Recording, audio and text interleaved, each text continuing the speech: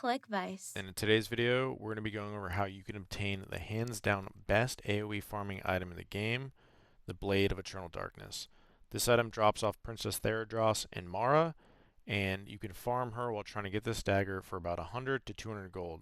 This will be a comprehensive guide on how you can consistently down Princess, all while farming gold and selling the Blackstone Ring. Um, Everything in this video will be timestamped, so feel free to click around on parts that you think you need to review again or things that you already know that you need to skip. First, we're going to go over the fight itself, how I sell the ring, and how I go about walking back and resetting the instance.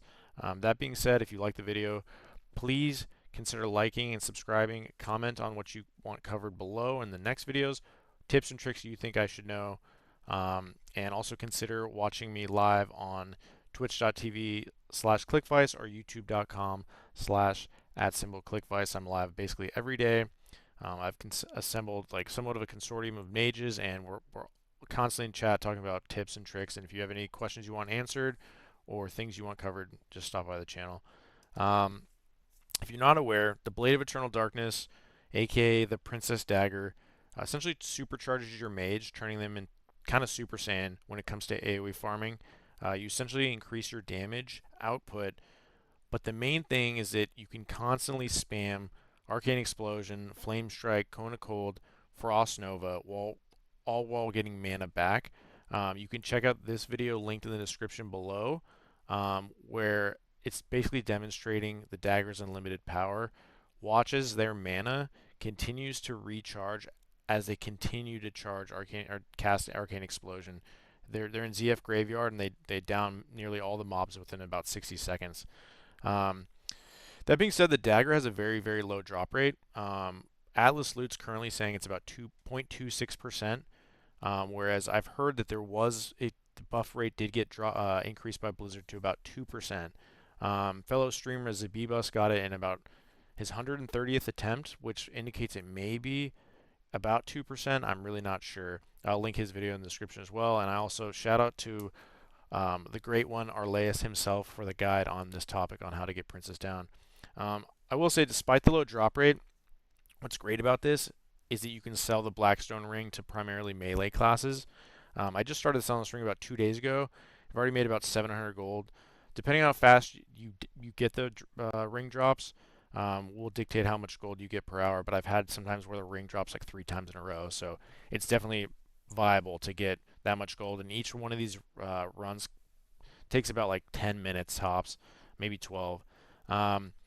So we're going to go over how to advertise and where your ring buyers need to stand, as well as where you need to kill Princess in the upcoming video. Essentially, right now you just kill her in the northern side, and if you saw at the beginning of the video where I had the warriors stand is where they need to stand.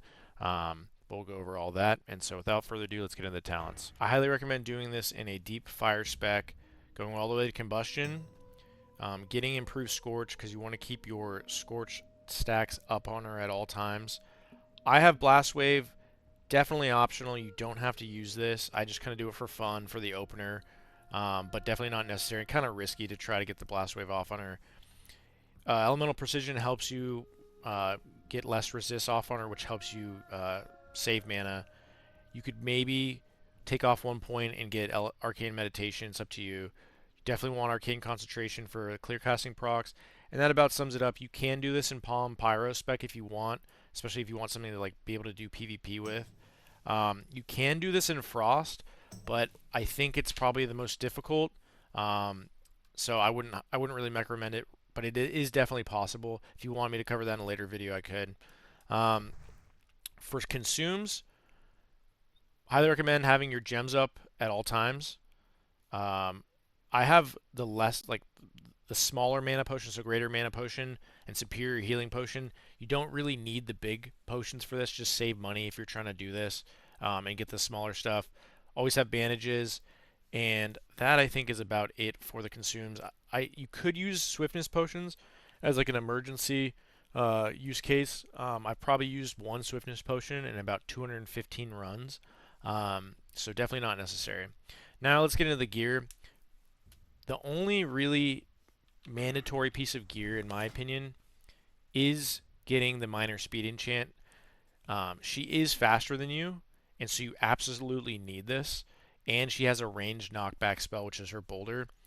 And if you don't have that good a gear, I would probably recommend getting uh, like of the Eagle gear, because you do need health for this, as she will chip away at your health. Like, you're not going to have perfect runs where you have 100% health all the time. So I think Eagle gear is probably your best bet. If you have Previs, PvP, or raid gear, you should be fine. Um, some honorable mentions, I would say, is the Bear Off Peasant Caller.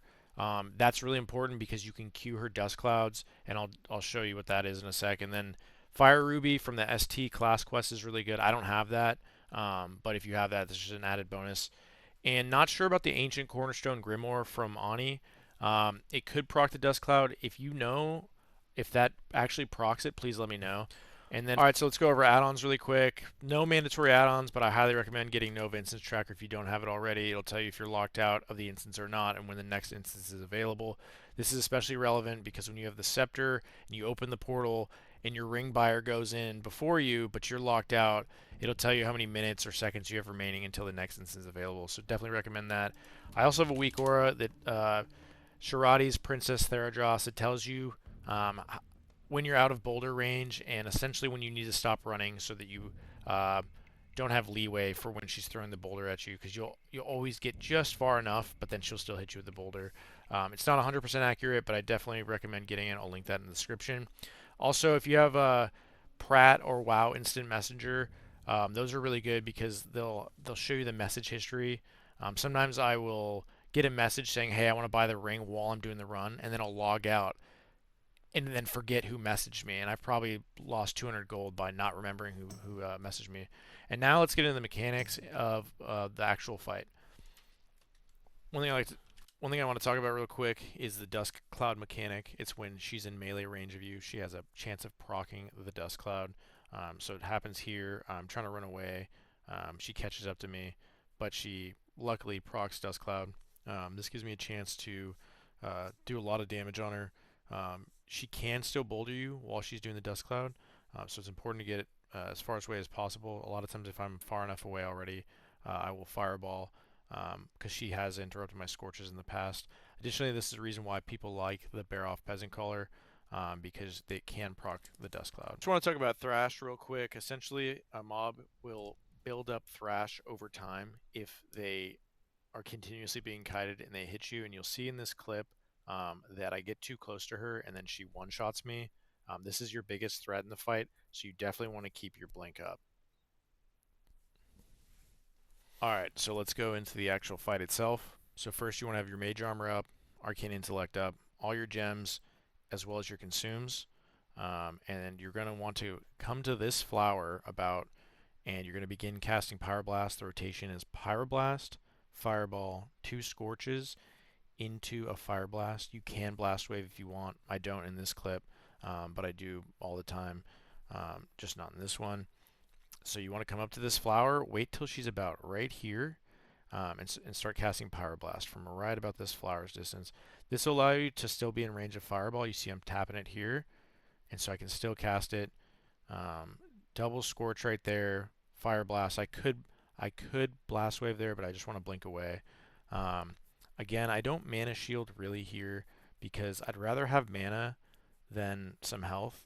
I always use the mana gem immediately after the opener.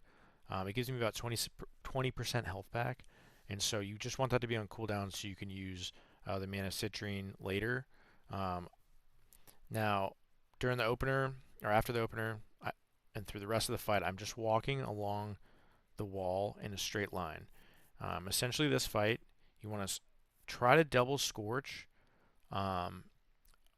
when your blink is up on cooldown. I mean, off cooldown, I should say. So I don't try to do any damage to her aside from jump turn Fire Blast like that right there. I don't try to Scorch unless blink is up. So you see, I Scorch, blink is up. When she's max range from you, max range of your Scorch, that's when you know you can get probably 2 Scorches. It is kind of tight in terms of time, but you'll be able to gauge the time it takes. So you want to keep the Scorch stacks up on her, because it'll just increase your damage by up to 15%. And you see that Um, Boulder does knock you down and interrupts your cast, so you definitely want to be far enough away. I always try to blink outside of the boulder, and I'll save a blink until she's bouldering, because essentially anytime you blink while she's casting boulder, like 99% of the time, you'll be out of range of it with the blink. Um, so blink's really crucial for this, and that's why I don't really use mana gem. I'd rather lose some health, but be able to blink away, because if she catches you middle of the fight, she will one-shot you with Thrash. So you definitely want to have enough mana for blink. And you definitely only want to get aggressive with the Scorches when blink's off cooldown. Another thing I like to mention is this boulder right here, this rock right here. You can line of sight her boulder with the rock and the small rock on the other side of this. So you see she's about to boulder, I think, right here. She's bouldering right there, but you see I'm already good. Like my weak aura says that I'm good because of this line of sight. You can also line of sight this, but she has to be directly, you have to be kind of like directly behind it. It's a little tighter. And you see I'm aggressive with a Scorch only when I have Blink. So you can get up to 2 Scorches off. You have to learn the melee range, but essentially if you get 2 Scorches and then turn around and Blink immediately, you should be out of range. Now here I'm just running along the wall, and when she gets to about 25% health, or sub 25% health, she is then in a weakened state, and she runs slower than you do, and we'll see that here in a little bit. But essentially, you can even wand her if you like. She's like, that's essentially when she's dead, and you'll see that here in a little bit. I try to blink the boulder right there, but it clipped me. I would say it's better if you get clipped by the boulder but you blink away instead of getting knocked down, because if you get knocked down while she's near you, um, she could kill you, because like it'll take time for you to get back up when she's already started running. So I'd rather get hit while I blink and kind of clip it um, than have her catch up to me. So now you see she's sub 22, she's sub 25% health. I could wand her here if I wanted to. This is the time, if you're really low health, really low mana, to just run away and evocate or bandage if you need. Also, you see that my ring buyer, you'll see here on the mini map right up here in a second, is that they're right there. You need to kill her in the northern side of the moat here in order for them to get loot. If you don't, they won't get loot. I think, I'm not sure exactly where it is, but if you forget to do that, you might miss out on a ring, and that's super frustrating. So you see when I loot the item, I'm about to update the kill tracker here, but when I loot the item, the ring buyer is actually in range of these items. Um, so that's essentially the kill. Alright, so we down Princess here, and from here we didn't get the ring, so myself and the ring buyer are both going to reset the instance. So we just log out right here, and once we log out, I'm going to hop onto my alt right here, and we'll reset the instance. Um, there's 2 ways to do this. I have a separate account, and so I just reset from that account. If you don't have a separate account, it's pretty simple. Step 1, you just have your friend invite your alt to a group. Step 2 is log out on the alt. Step 3, log in on your main. And step 4, your friend invites you on your main to that group. And then step 5, your alt is promoted to the leader. And so essentially you can enter any instance, and then your alt can reset the instance while they're logged out still in the group. You just log back in on your alt, they reset, and then you can go back in. Here I reconjure the mana gems. That way I'm just ready to go. I have to empty my bags here. Just ready to go once I reach Princess. It'll just save you time in the long run. You don't want to get to her and you're about to pull her, but then you don't have your gems ready to go. So from here, I'll speed it up a little bit. Make the run back. I try to be with my boosties or my ring buyers the entire time, just because there is a lot of PvP in Mara. It's definitely a highly contested area, so I try to stick with them, at least when I'm in the cave. One thing also with Mara is if you don't have the scepter, you'll have to do the scepter quest. Essentially, in a nutshell, that quest, all you have to do is talk to an NPC. It's like a female satyr or centaur inside the cave itself. You'll talk to her. Then you do Mara, and you like kill a certain amount of bosses on the list, and then you turn it into an NPC, I think within Maraudon, and he'll give you the scepter. So you basically have to do almost a full Mara run, and so then you'll have scepter. And so the path to the scepter, you just go through that little awning that I went through, jump down the stairs, take a left here like you're going towards purple, and take a left off the bridge. You'll see these little stairs right here, and then this is the scepter room. Hit the scepter, your ring bar will go in, and then the first thing you have to do, you saw me do it in the beginning of this video, is kill this one Hydra right here. I prefer that if I'm still fired, that they help me kite this.